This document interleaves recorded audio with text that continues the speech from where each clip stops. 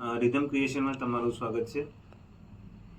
આજે આપણે બટરફ્લાયનું ક્રાફ્ટ તૈયાર કરીશું।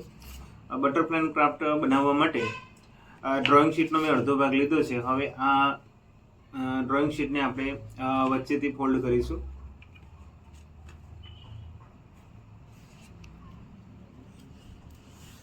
હવે આ ડ્રોઈંગ શીટ ઉપર આપણે બટરફ્લાયનું સ્કેચ દોરવાનું છે।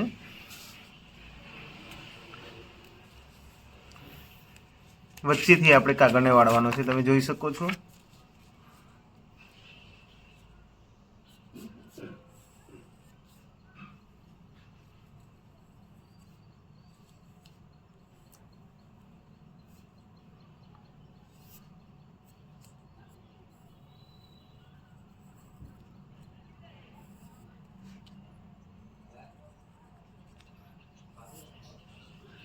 આ રીતે આપણે સ્કેચ તૈયાર કરી દેવાનું છે।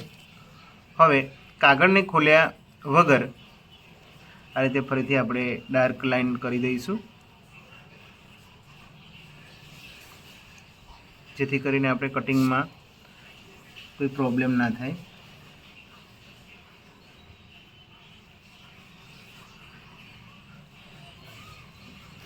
કાગળને ખોલ્યા વગર હવે કાતરની મદદથી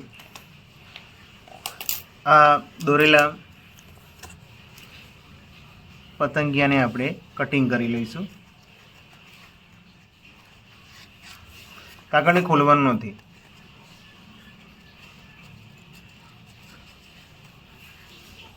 ડ્રોઈંગ શીટ ઉપર જે બટરફ્લાયનું જે આપણે સ્કેચ બનાવ્યું છે એ લાઈનેથી જ આપણે કટ કરવાનું છે।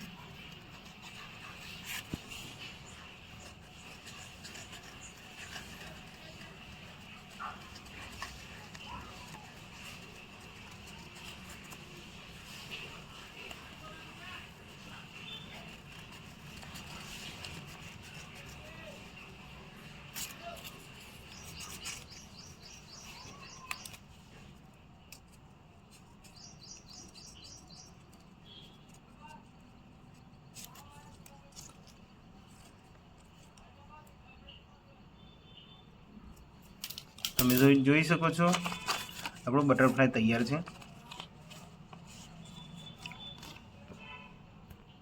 હવે આ બટરફ્લાયને આપણે જૂની ફાઇલ કે ગમે તે કોઈ પૂઠું હોય તેની ઉપર ફેવિકોલની મદદથી આપણે એને ચોંટાડી દઈશું।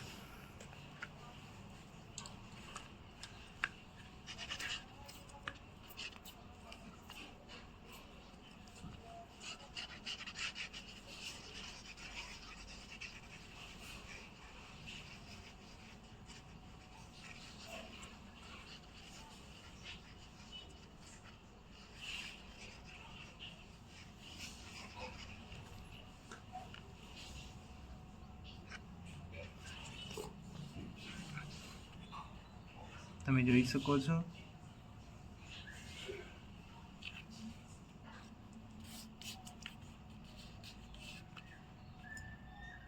ડ્રોઈંગ શીટને જાડા પૂઠા કે ફાઇલ ઉપર ચોંટાડવાનો મતલબ એ છે કે જે આપણે બટરફ્લાયનું જે ક્રાફ્ટ બનાવ્યું છે એની મજબૂતાઈ વધી જશે અને લાંબા સમય સુધી ખરાબ ના થાય। ઠીક છે, હવે આપણે એને કાતરની મદદથી કટિંગ કરી લઈશું સાવચેતીથી।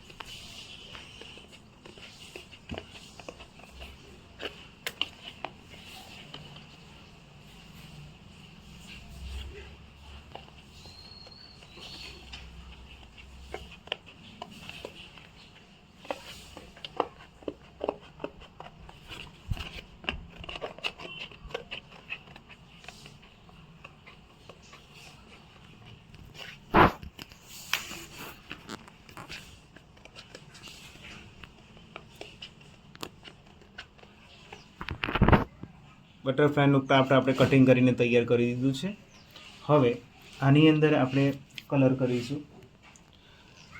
આ ક્રાફ્ટ બનાવવા માટે મેં વોટર કલરનો ઉપયોગ કર્યો છે, તમે જોઈ શકો છો। કેમલ પોસ્ટર કલર છે એનો મેં ઉપયોગ કર્યો છે।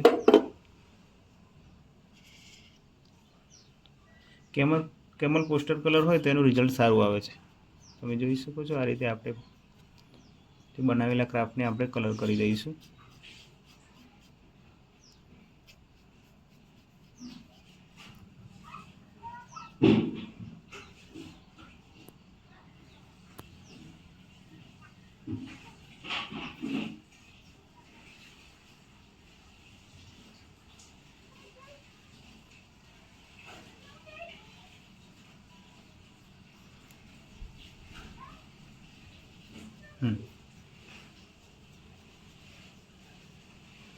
ફાઇનલી આપણા બટરફ્લાય ક્રાફ્ટનું કલરકામ પૂરું થઈ ગયું છે.